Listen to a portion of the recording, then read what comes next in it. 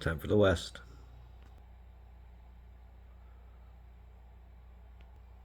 Trev's Hockey Show. I'm the Trev. That's just too sweet. Anyway, now that the final Game 7 has wrapped up, I wrapped up a couple hours ago, I can finally give you my Western Conference semifinal predictions. But, like I did in the last video, before I do anything like that, I want to go over my predictions from the quarterfinals. And, well, you wouldn't know they were bad predictions, but we'll talk about that. Either way, let's review those quarterfinals, and then I'll give you my predictions for the semifinals, and you can let me know how out to lunch I am on my picks. So having said that, let's do it. So this is what our bracket in the West looked like for the quarterfinals. And as far as teams concerned, I went a perfect 4 for 4 in calling all the team winners.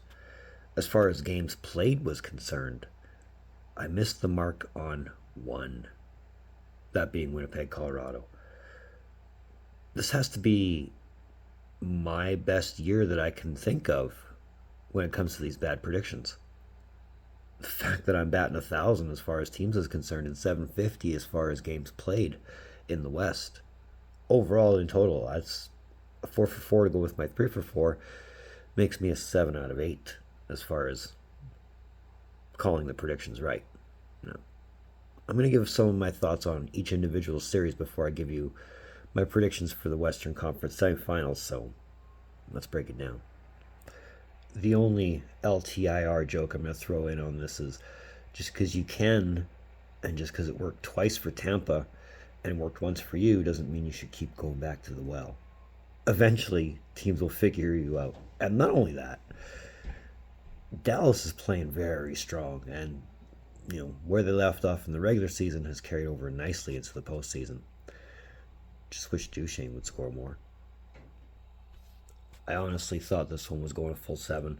I didn't think the Jets were going to roll over and forget how to play hockey after game 1. I mean, sure, game 1 was, a good boost, but you got to remember this is the Avalanche you're playing. They'll give you game 1 just to toy with you. And they did. Just goes to show, I mean,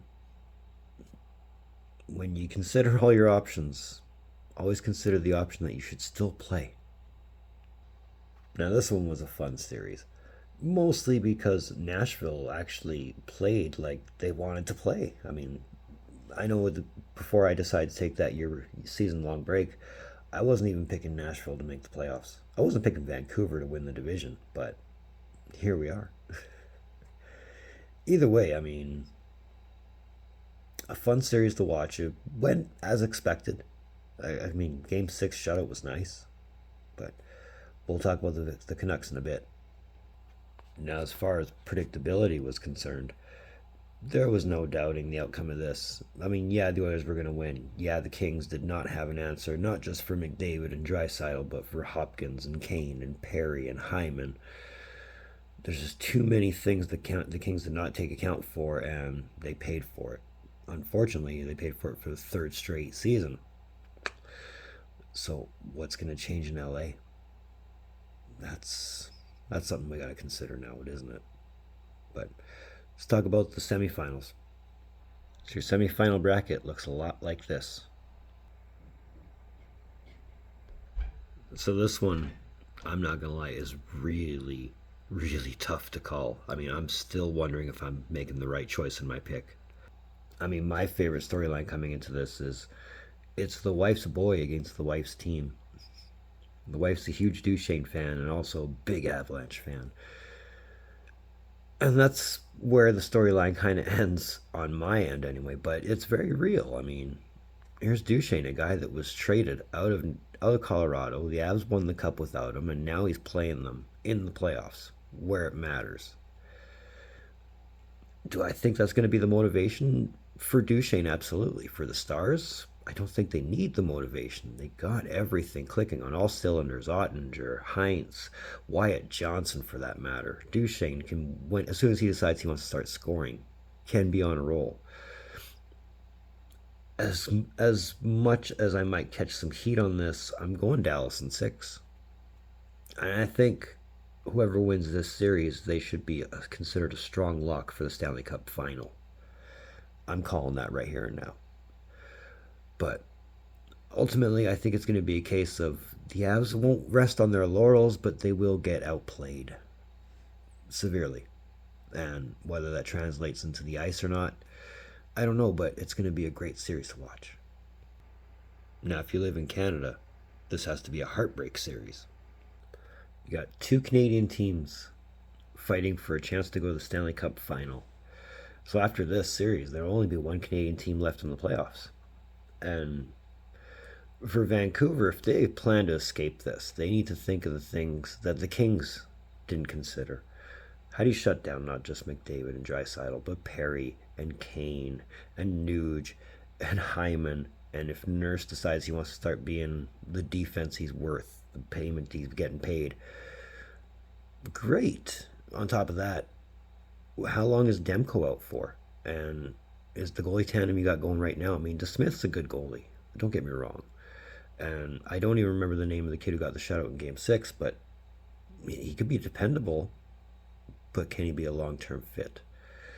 Now, I don't doubt that Demko will be back this round, but I don't know if it'll be enough. I think this will be an Edmonton in 6 series. Vancouver's just going to get outplayed, outmatched, out everything in this series. And even though it's going 6, it might not be the prettiest thing. But then again, maybe EA is right, and maybe I'm completely out to lunch and, all that fun stuff. But again, expect a lot of goals in this series. I'm calling that. And that was my picks for the Western Conference semifinals. Now, let me know if you think I'm out to lunch on any of these picks. Let me know if I stand a good chance of going completely accurate in the Western Conference. Let me know your picks. I'd love to know what you guys think. But either way, like I said, it'd be Dallas in 6, it'd be Edmonton in 6. But it'll be fun to watch either way. So that was another one of them Trev's hockey shows. I want to thank you for tuning in. Don't think I don't appreciate the gesture, especially if you've made it to this part. And if you've made it this far, feel free to give me that thumbs up. It means you're digging what I'm saying, and it's just a small token, a small courtesy. I think I've earned that thumbs up.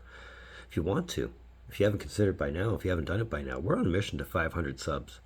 So let's hit that subscribe button. Let's make yourself feel good. Let's make me feel good. Let's help the algorithm. See how that algorithm works. So, you've been seeing a lot of the shorts for the award predictions. Expect a few more. I think there's another week more of award predictions coming up. Plus, there's a draft lottery coming up. Plus, I'm working on 3 retired numbers. Plus, I'm working on an outdoor game video. So, there's a lot in the pipe, a lot on the way. Either way, in the meantime, in between time, be looking for more videos from the Trev. Later.